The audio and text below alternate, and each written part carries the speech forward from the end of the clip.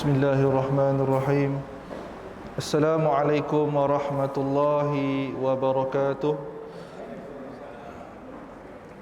Alhamdulillah wassalatu wassalam ala Rasulillah wa ala alihi wa sahbihi wa man walah. Allahumma salli wa sallim wa barik ala Sayyidina wa Maulana Muhammadin Nur al-mudhhibi lin-nisyani binurih wa ala alihi fi kulli lamhatin wa nafasin adada ma wasi'ahu ilmu Allah. Nawaitu ta'allum wa ta'lim wa tadhakkura wa tadhkir wa naf'a wal intifa' wal ifadata wal istifadah wal hatha ala tamassuki bi kitabillah wa sunnati rasulih wa du'a ila al-huda wa dalalata ala al-khair wa ibtigha'a wajhillah wa mardatih wa qurbih wa thawabih subhanahu wa ta'ala. Allahumma faqihna fid din wa alimna ta'wil. Alhamdulillah, syukur kita kehadrat Allah subhanahu wa ta'ala, di mana kita semua diberikan oleh Allah subhanahu wa ta'ala kesempatan untuk bersama-sama pada malam tak. Dan insya-Allah kita akan alatul terus sambung dalam pengajian kitab Risalah Al-Jami'ah. Jadi bismillahirrahmanirrahim. Qala musannifu rahimahullahu taala wa nafa'na bi ulumihi fid dharain amin. Jadi perkara-perkara yang boleh menjadikan hati taat kepada Allah Subhanahu wa taala, yang pertama adalah yang beriman kepada Allah, yang kita telah bahaskan pada minggu lepas. Yang keduanya adalah yakin. Yang ketiga adalah ikhlas. Yang keempat adalah rendah hati, yakni tawaduk. Jadi bila baca tentang tawaduk, saya teringat dengan satu kisah riwayat yang menceritakan tentang Al-Imam Syafi'i. Al-Imam Syafi'i itu adalah imam bagi mazhab kita, ini pelopor dalam mazhab Syafi'i. Maka pernah satu ketika dulu nya pergi ke Iraq, Baghdad rasanya, nya pergi ke Baghdad. Dan kemudian dia pergi ke satu tempat halaq. Halaq tu maksudnya tukang cukur. Bila nya pergi kepada halaq tu, Abdullah bin Ad-Dananir nama tukang cukur tu. Kemudian cukur separuh je rambutnya. Dah tukang cukur setengah, datang seorang kaya, orang yang sombong lah, itu orang yang sombong dan kaya. Yang kaya dan sombong, dua-dua. Kemudian yang masuk ke dalam tempat gunting rambut ya, lalu tukang gunting rambut dia berhenti, lalu gunting rambut orang kaya ya.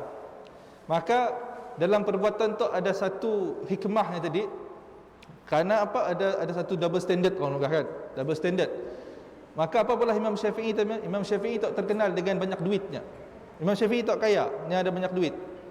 Kemudian Imam Syafi'i keluarkan 10,000 dinar dalam kitab cerita. 10,000 dinar yang keluarkan ke depan tukang gunting ah. Hanya keluar ke depan tukang gunting ah, sambung gunting pala aku dah. Jadi tukang gunting ada jadi bela. Menggunting siapa tu dah. Gunting rambut orang kaya tu kan Imam Syafi'i. Jadi oleh kerana dalam peristiwa ya, kata pengarang kitab ya, jadi ada ihtimal, ada dua hikmah daripada Imam Syafi'i. Yang pertamanya yang menunjuk tadi bahwasanya ketika ada orang yang sombong dengan kita perlu untuk jawab balas dengan kesombongan. Bukan maksudnya kita wajib balas dengan sombong, tapi bila kita ada benda yang boleh kita balas dengan kesombongan, balas balik dengan kesombongan. Contohnya bangga-bangganya ada sijil apa semua kan. Kita padahal kita pun ada sijil kita nak sombong, comel-comellah. Bila kita nak balas dengan kesombongan lah. Tapi bukanlah kita sentiasa dia sombong. Kerana pernah berlaku pada zaman para sahabat dulu ketika perang. Saya lupa atau perang apa tu. Ketika ada seorang sahabat tu nya ngembak kuda, kemudiannya pergi apa orang nunggah tu, nya pergi pacak kuda ya atas semua. Maka kuda cemellah.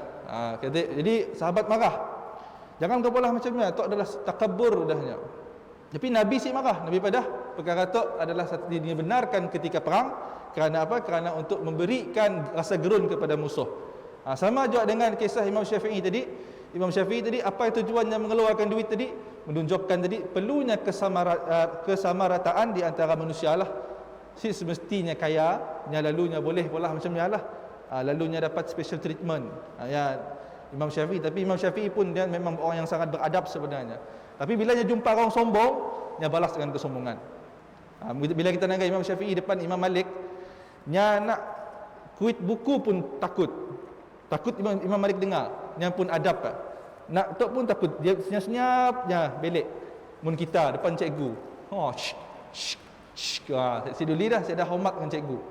Jadi apa perbezaan orang dulu tuan-tuan yang dimuliakan oleh Allah Subhanahu Wa Taala, di mana orang dulu adab tinggi. Dan Imam Syafi'i pun sama tadi, bila mana beradab, adab yang sangat tinggi, tapi bila babnya bertemu dengan orang yang sombong, dia balas dengan kesombongan. Kenapa? Kerana untuk takdib, mengajarnya. Jangan sombonglah. Ya, adalah daripada Imam Syafi'i. Dan yang kelima adalah bersifat jujur dengan orang Islam. Dan yang keenam adalah bersifat dermawan. Jadi dermawanlah, as-sakha. Bila sebutkan dengan sakha tu, kita tu sampai tahap selalu derma kepada orang, derma dengan masjid dan sebagainya. Dan bila mana saya ada tulis posting tentang derma, bila kita ada pola amal tu, maka hendaklah kita pola amal tu kadang-kadang perlulah sembunyi, kerana khawatir bila mana kita tu selalu gila menunjuk, habis amalan kita di akhirat kelak. Bila sampai di akhirat kita bangga, dia dah meninggal, dia bangga, oh aku banyak sedekah, ready. Tapi bila sampai depan Allah SWT, satu amal sedekah pun tiada. Kita lalu tanya, ya Allah, ni amal aku ya Allah, yang aku sedekahkan kepada masjid, yang aku sedekahkan kepada madrasah, yang aku sedekahkan kepada fulan si fulanah tu, ni tujuannya. Maka takut ya Allah balas yang kita apa tuan-tuan? Allah balas. Di mana? Bukankah kau sudah telah bercerita dengan kawan-kawan kamu, dengan saudara kamu di dunia, sehingga akan kamu berasa suka, dipuji, Masya Allah baiknya kau tu, baiknya kamu tu. Jadi kita tu rasa kenyang dengan kepujian di dunia tu. Habuannya kita dah dapat di dunia. Jadi sebabnya kita perlu sedekah yang secara sir tu lebih afdal bila mana kita dikhawatiri jatuh riak. Sia-sia aja kelak kita pergi kosong lah. Buku catatan amal kita kosong daripada sedekah jariah. Tapi jangan lupa lah jadi dermawan. Jadi orang sentiasa sedekah dan sebagainya. Saya selalu saya lah pergi kedai makan, nak belanja orang. Bila nak belanja orang, ada orang belanja saya. Jadi orang menghalang, berebut-rebut dalam mula kebaikan. Jadi alhamdulillah lah. Baru saya nak belanja tadi, dah ada orang bayar. Allahu Akbar. Baru nak pula pahala. Tapi ada syukur alhamdulillah lah. Jadi ni kira berganda. Niat saya dah dikira pahala dah. Jadi orang yang tadi dia sedekah, dalam keadaan saya cerita pun siapa orangnya, dia pun dapat pahala. Jadi kita sipuh tahu lah, biarlah dalam rahsia siapa orangnya. Yang pentingnya. Dan yang ketujuhnya adalah sentiasa bersangka baik. Bersangka baik tu. Jadi bersangka baik tuan-tuan yang dirahmati oleh Allah adalah salah satu daripada perkara yang dituntut dalam agama. Sangat dituntut. Kerana apa? Kerana kita tu memang sentiasa ditiupkan dengan prasangka yang buruk. Prasangka yang buruk tu sia-sia aja sebenarnya. Jadi bila mana kita sentiasa sangka baik tu, insya-Allah hati kita tenang. Dia adalah ubatnya. Bila kita sentiasa bersangka baik kepada setiap manusia. Sebab ada satu kata-kata yang saya ingat, husnudzon billah wa husnudzon bi ibadillah. Bersangka baiklah kepada Allah dan bersangka baiklah dengan hamba-hamba Allah Subhanahu wa taala. Kerana bila mana kita bersangka baik kepada Allah Subhanahu wa taala, insya-Allah semuanya akan baik-baik dengan kita. Sama juga kita bersangka baik dengan manusia, kita akan segalanya akan khair, segalanya akan baik-baik. Seadanya akan berlaku yang perkara yang buruk. Sebab ialah bila mana kita dalam solat tuan-tuan, sehingga akan dalam solat pun dituntut untuk kita bersangka baik. Contoh ketika solat. Solat nak apabila imam batal solat. Tapi oleh kerana dalam fiqh, dalam hukum fiqhnya mengajarkan kita ihtimal. Ini sikit namanya ihtimal. Ihtimal tu nya perlu diletakkan sangka baik. Idza tanahnaha al-imamu fa bada harfan fal aula dawamul iqtida. Dalam satu matan, dalam matan Zubat mengatakan apabila imam nya tanahnuh tu maka zahirlah dua huruf dua huruf Jadi bila zahir dua huruf, maka mengikutkan hukum syarat batal solatnya. Tapi oleh kerana dalam sudut fiqh disarankan, matlub, dituntut untuk bersangka baik, mungkin ada uzur. Sila kita menanya, okey you mau air kah? Tiba-tiba solat, batal solat kita. Maka kita perlu bersangka baik. Masalahnya baca Fatihah kah, surah kah, bismillah. Tapi janganlah over gila lah. Setiap rakaat je bahaya juga. Punya orang yang selalu tanah nuh tu, selalu berdeham, kena tukar imam. Mun berlaku lah, mun berlaku macam imam tu selalu serak-serak, jangan suruh jadi imam. Kerana syubhat, takut aja batal solat. Takut aja lah. Perlu kita bersangka baik. Di sini kita lihat, dalam solat pun kita perlu bersangka baik, apatah lagi dalam kehidupan kita tuan-tuan. Sangka baik.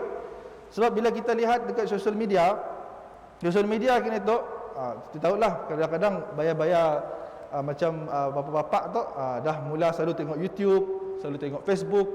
Kadang-kadang kita dapat satu informasi yang misleading, kadang-kadang betul, kadang-kadang si betul.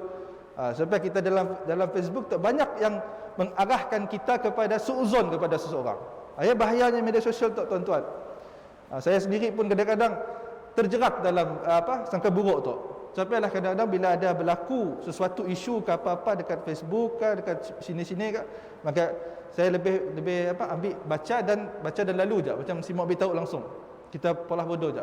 Yang penting saya kan selalu posting di Facebook dan media sosial lain, posting tentang hukum, tentang nasihat dan sebagainya. Tapi kadang-kadang buka timeline memanglah kita tenangga tiba-tiba Nurul Ain menyaman cikgu, contohlah. Cikgu menyaman Nurul Ain, cuma kes-kes macam tu. Kes-kes saman menyaman dan apa-apalah. Jadi kita kadang-kadang bila tengok cerita ada sebelah pihak aja. Jadi kita dah sangka buruk kepada pihak tu. Ya dah si bagus dah tuan-tuan. Sampai kata Imam Syafi'i siapa mau mendapatkan kematian yang husnul khatimah, maka hendaklah sentiasa bersangka baik. Yang kata Imam Syafi'i berpesan kepada anak-anak muridnya, barang siapa yang mau hidupnya, yang perakhiran hidupnya dalam keadaan husnul khatimah, maka hendaklah dia bersangka baik. Sentiasa bersangka baik. Bersangka baiklah, insya-Allah. Moga-moga kita semua sentiasa bersangka baik tuan-tuan. Dan kemudiannya adalah meninggikan syiar agama Allah, ta'zimu sya'airallah, ta'zimu sya'airil wa fadlihi.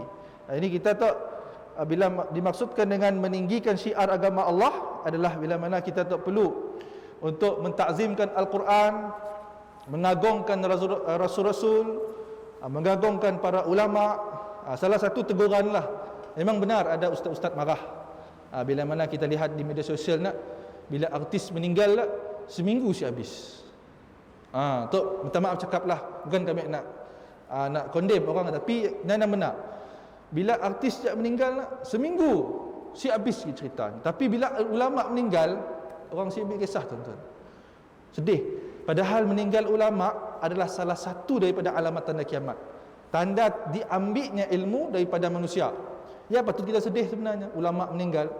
Ulama meninggal kita, walaupun kita tak sebenarnya didedahkan kepada para ulama sebenarnya. Ulama-ulama yang kita kenal, Dr. Zulkifli Bakri.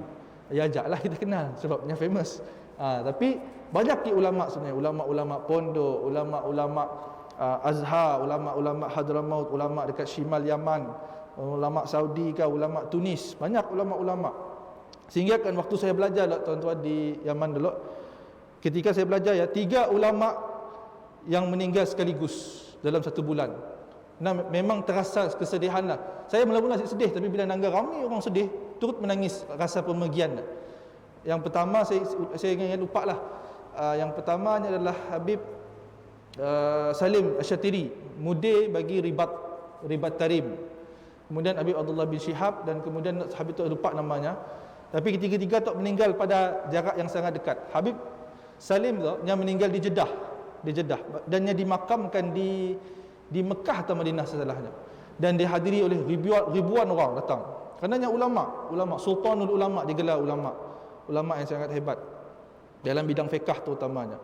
Jadi bila ulama meninggal, kita betul sedih sebenarnya.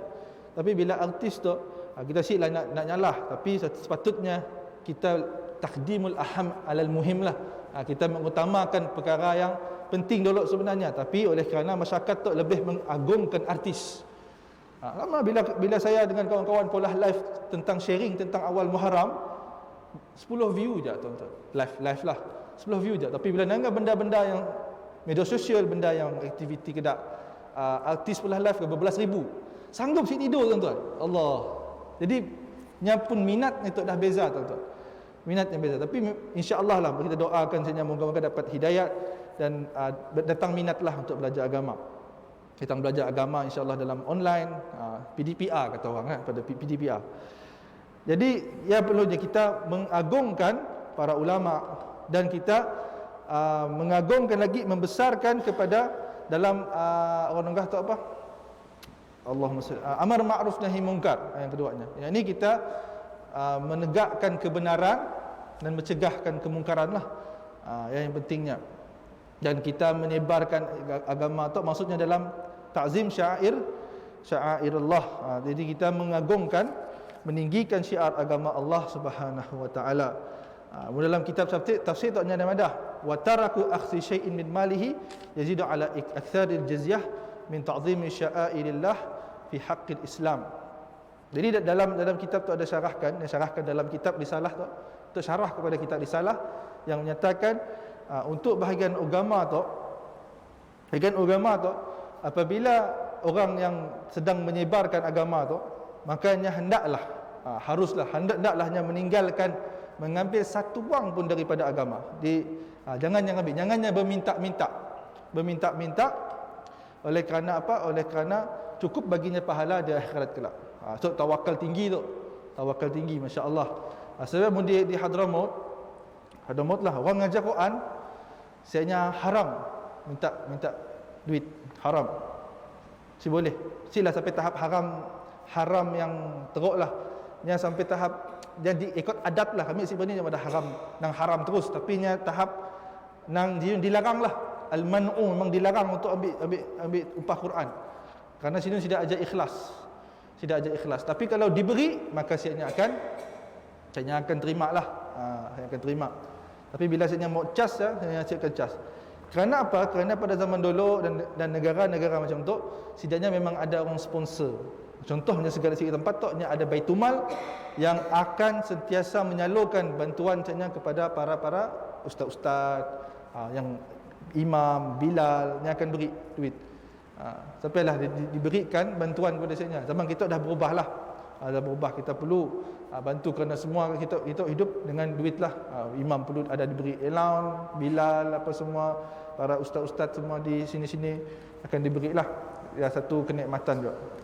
Dan seterusnya yang ke-9, bersyukur dengan nikmat Allah seperti nikmat Islam, nikmat ketaatan dan nikmat selainnya. Syukur dengan nikmat Islam.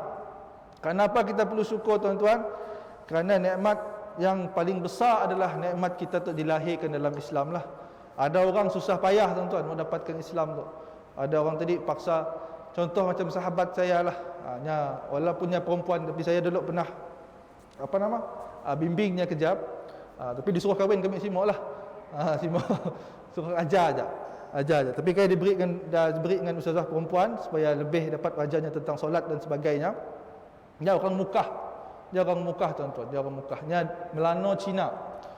Jadi dia cerita masanya masuk Islam, family-nya dapat tahu, lalu mau dibunuh bapaknya. Parang, lari. Tapi kemudian lekis mau dibunuh, hanya balik ke rumah lah. Tapi kemudian dia balik ke rumah, maka ada cubaan-cubaan lah. Kerana apabila orang dah masuk Islam tu, maka setidaknya orang-orang daripada gereja tu akan datang ke rumah. Itu namanya evangelis. Datang rumah, dia akan berdebat dengan siapa yang masuk Islam lah. Supaya apa? Supaya dia masuk balik ke agama asal. Jadi ya tujuannya. Dia datang, dia akan nanya sikit soalan. Kena Nabi Muhammad kahwin dengan Siti Aisyah umur 6 tahun? Cuma yang nanya.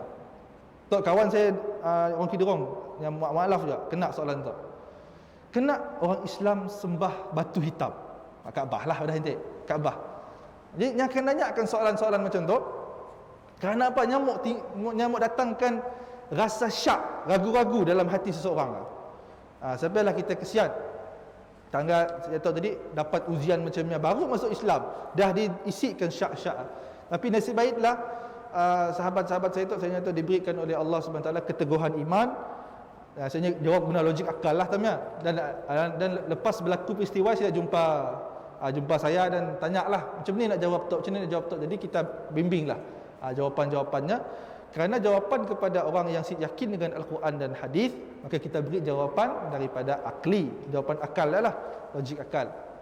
Kita berilah 1000 dalil Quran pun mestinya beriman, melainkan Allah beri hidayah.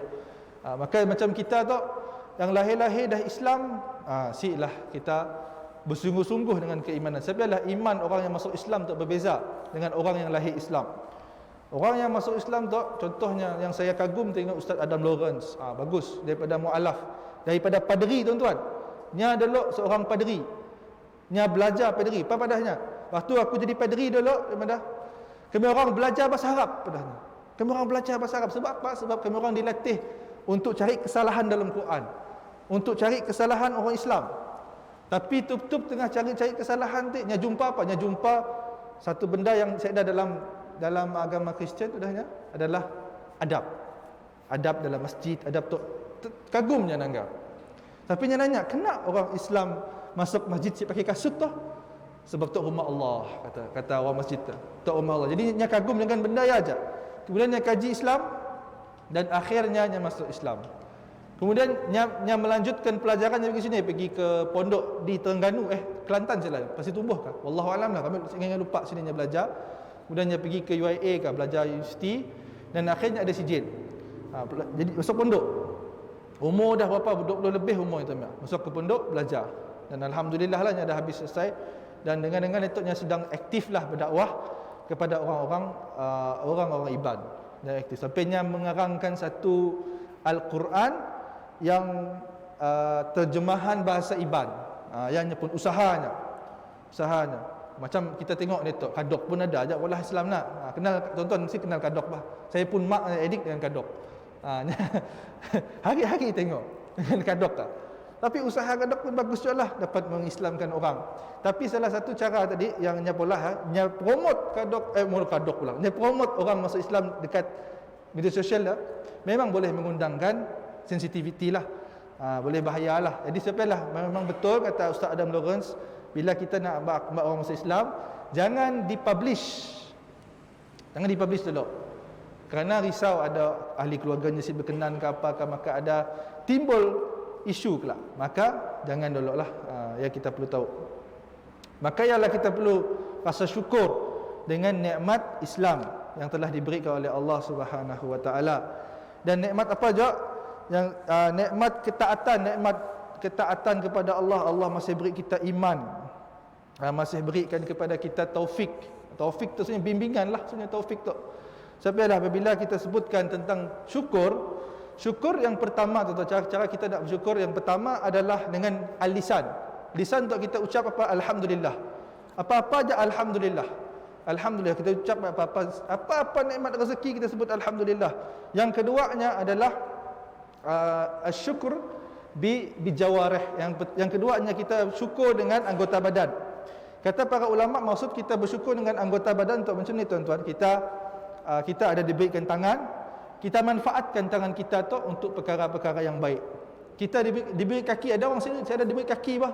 Tapi kita diberi kaki, maka kita gunakan kaki kita untuk pergi ke masjid, ataupun kita pergi tolong orang dan sebagainya. Ada tubuh badan yang sihat, kita bantu orang.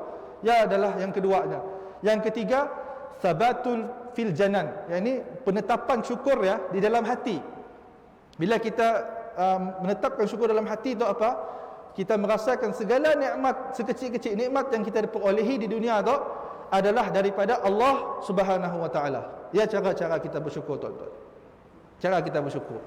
Sampai ada satu hadis mengisahkan tentang 3 orang Bani Israel. Yang pertama tu penyakit sopak. Yang kedua tu botak. Botaklah akrak.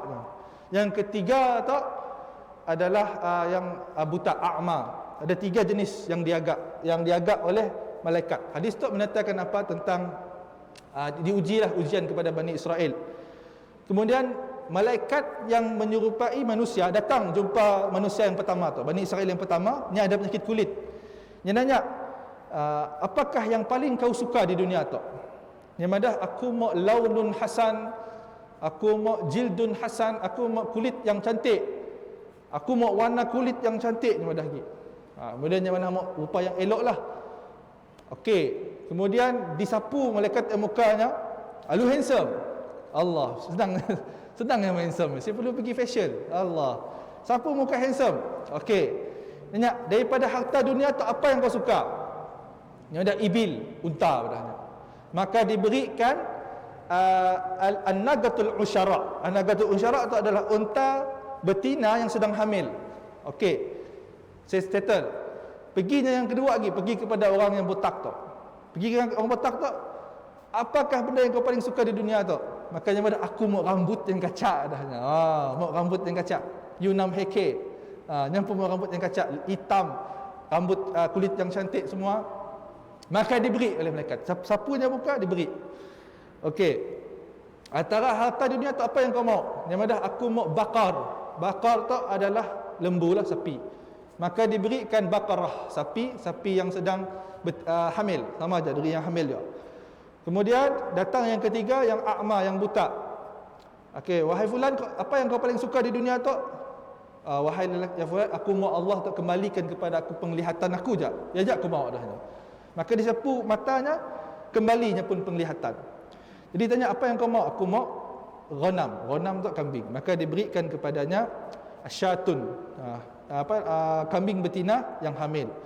Kemudian dah diberikan semua nikmat dah, maka datanglah malaikat lagi sekali dengan bentuk orang miskin. Bentuk orang miskin, dia jumpa lagi dengan yang pertama tadi, yang sakit kulit tak. Kan yang bentuknya dah handsome dah, dia dah jadi handsome dah. Kemudian dia agak lagi. Kemudian semasa sebelum diagak oleh malaikat dah, nya pun unta tu dah beranak, badak pinak dah banyak dah. Kemudian datang malaikat dalam bentuk orang miskin yang dah dalam keadaan orang musafir yang sesat jalan, yang ya fulan, aku sedang sesat, anak ibnu sabilnya, aku tu orang yang musafir, aku saya dah cukup makan minum semua tu, boleh si berikan aku seekor unta tu? Si boleh dahnya. Tu aku dapat daripada orang besar, si boleh. Jadinya kerekut. Makanya bukankah tu rezeki daripada Allah yang beri kau? Si dahnya tu diberi orang tu, aku usaha tu semua bla bla yang bermukit. Maka kemudian binasalahnya dengan hartanya. Sama yang berlaku dengan yang kedua, yang botak. Yang botak pun dia agak malaikat sama juga, si mau beri. Datangnya kepada orang yang ketiga yang buta apa padanya? Khudh ma syi'ta, ambillah kau apa yang kau mau. Kau mau ambil kambing tu, kau ambillah semua harta-harta aku tu. Si kisah dahnya. Maka yang berarti taklah tanda orang yang bersyukur dan tanda orang yang sentiasa ingat bahawa nikmat tu semua datang daripada Allah. Daripada hadis yang tadi yang menceritakan, hendaklah kita tak bersyukur. Dan satu lagi pengajaran daripada hadis dia, kita kena ingat bahawasanya kadang-kadang lah mungkin ada orang minta kita sedekah tu, as-sa'il. Fa ammas sa'ila fala tanharan, jangan kita tolak orang yang meminta tu. Jadi as-sa'il tu kata Nabi berkemungkinannya adalah malaikat. Berkemungkinanlah kadang-kadang adanya. Sebab apa? Sebab kisah daripada tadilah, kisah Bani Israel lah. Berkemungkinannya adalah malaikat. Sebab kita bila nak orang sedekah hari pertama ataupun dalam sehari ya, tiba-tiba ketika tengah hari ke tiba-tiba orang datang depan rumah minta sedekah ke apakah, maka berilah walaupun seutas benang, kata Nabi. Walaupun sudah beri je dahnya. Sebab apa? Sebab kadang-kadang mungkin malaikat. Bila mana kita si beri, takut rezeki si berkat pada hari ya. Supaya kita kadang nak beri je lah. Tapi orang mudah scammer ke apa ke, beri je lah. Nya pula ya, antaranya dengan Allah lah. Munnya benar, kita alhamdulillah dapat pahala. Jadi kita perlu sentiasa menzahirkan rasa syukur. Dan yang seterusnya adalah sabar dalam melakukan ketaatan, sabar dalam menahan diri daripada maksiat. Yang ke-13, percaya kepada rezeki yang ditetapkan oleh Allah. Sabar. Jadi sabar taknya adalah kita Nabi sebutlah yang mana tadi orang yang kuat tu bukanlah orang yang pandai bergusti ke, bertombok ke, tapi orang yang kuat tu adalah orang yang boleh dapat menahan dirinya ketika marah. Dia adalah orang yang kuat, bersabar. Tapi kan Ibnu Abbas tuan-tuan yang menyatakan dalam Quran ada 3 derajat sabar. Ada 3 derajat sabar yang disebutkan dalam Al-Quran. Yang pertamanya adalah orang yang sabar kepada ketaatan, makanya diberikan oleh Allah Subhanahu wa taala 300 rasanya 300 daripada pahala. Manakala yang kedua adalah orang yang menahan diri daripada perkara yang haram, maka Allah Subhanahu wa taala gandakan lagi, diberikan lagi pahalanya 2 kali ganda. Tapi barang siapa tadi yang diuji oleh Allah, diuji dengan musibah, dengan bala dan sebagainya, bilanya bersabar maka ditambah lagi dengan 900. Betul lah. Sabar dengan melakukan ketaatan, kita sabar dalam melakukan ibadah dan sebagainya, maka kita akan diberikan 300 derajat pahala. Sabar dalam perkara yang haram, maka diberikan 600 derajat pahala. Manakala bersabar dalam keadaan ditimpa musibah, maka diganjarkan 900 pahala. Siapa yang itu adalah ganjaran pahala yang kita akan dapat bila mana kita bersabar di dunia tu. Kita tahu penat, kita nak solat malam, semua ibadah tu penat. Tapi bila mana kita dah sampai satu tahap, tuan-tuan, satu tahap tadi kita ninggal ibadah pun kita rasa risau. Ya, yang kita perlu rasakan. Sebab ya, Allahumma salli ala sayyidina Muhammad, disebutkan oleh Imam Ali Zainal Abidin, yang mengatakan ada 3 jenis ibadah yang di muka bumi itu. Yang pertama, yang mana ibadah itu tadi nya abadullah rahbatan. Nya beribadah kepada Allah kerana apa? Kerana rasa takut dan ngerinya dengan azab Allah. Rahbatan. Fatilka ibadatul abid, katanya. Maka ia adalah ibadah bagi orang abid. Abid tu apa?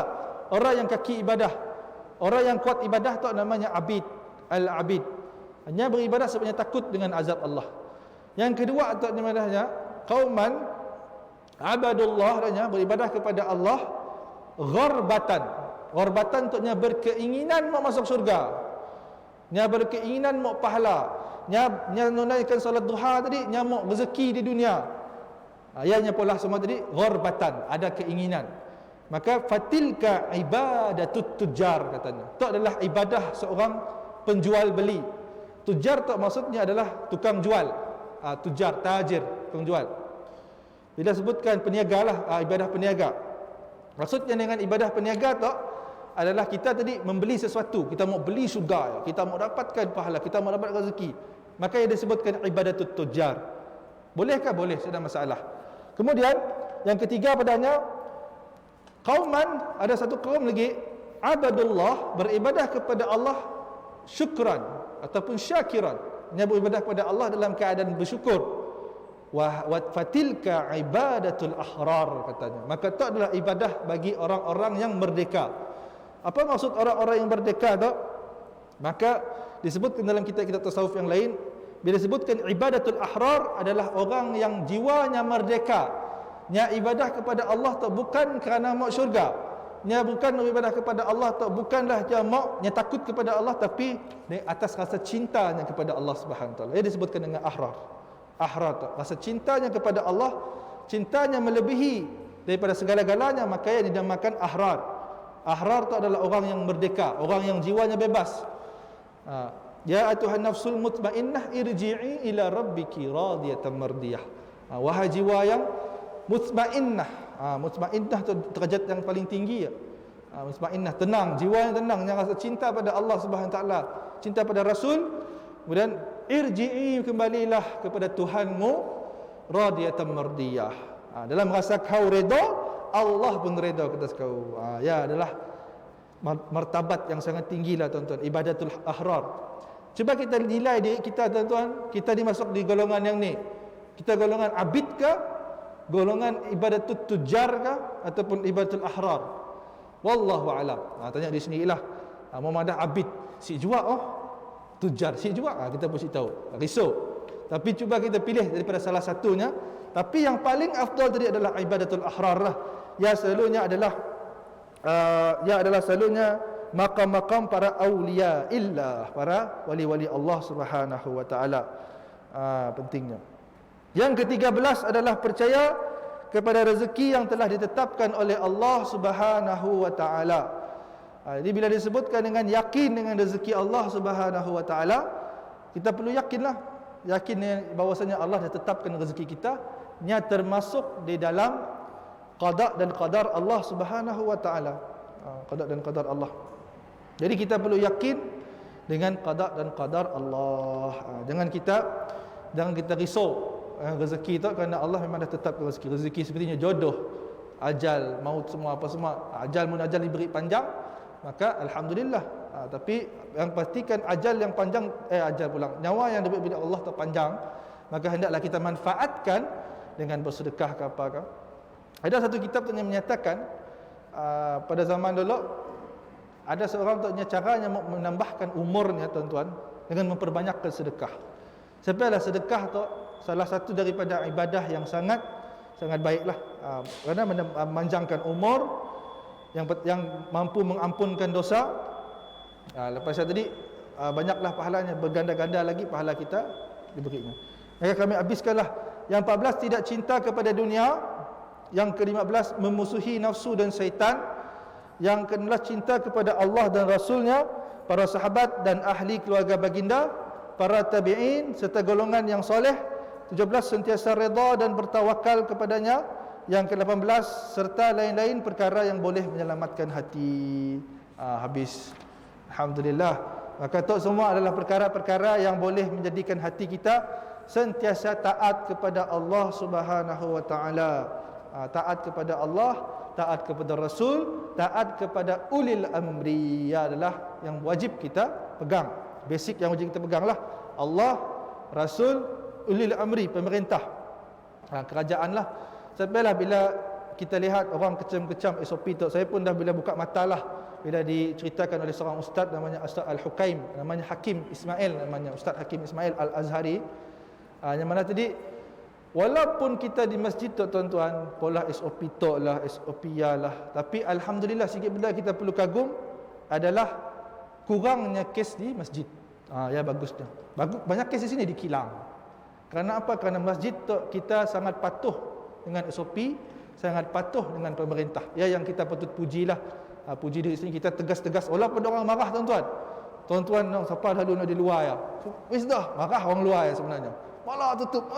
Marah orang luar, tapi dalam kita ketegasan kita yang kita jaga kita lah, dan kita tadi patuh SOP, dan dalam kita mematuhi SOP kita patuhi kerajaan dan kita beramal, maka alhamdulillah lah, dapat dunia dapat akhirat tuan-tuan. Jadi tahniahlah kepada siapa AJK Masjid, kepada semua AJK Masjid di sini-sini pun yang menjalankan SOP dengan baik. Kerana apa? Kerana kita dapat menjaga nama masjid lah. Dan kita insya-Allah bila kes tu akan turun tak, yang akan diperhalusi SOP ya. Moga dengan kita sentiasa patuh SOP tu, makanya akan mengharumkan nama orang-orang masjid lah, terutamanya umat Islam seluruhnya.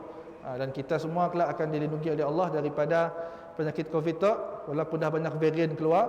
InsyaAllah moga Allah jaga kita semua. Amin insyaAllah. Jadi insyaAllah kita sambung pada minggu hadapan. Aqulu qawli hadza wa astaghfirullahal azim li wa lakum wa lisa'iril muslimin wal muslimat. Wabillahi taufiq wal hidayah. Wassalamu alaikum warahmatullahi wabarakatuh. Wal afu minkum.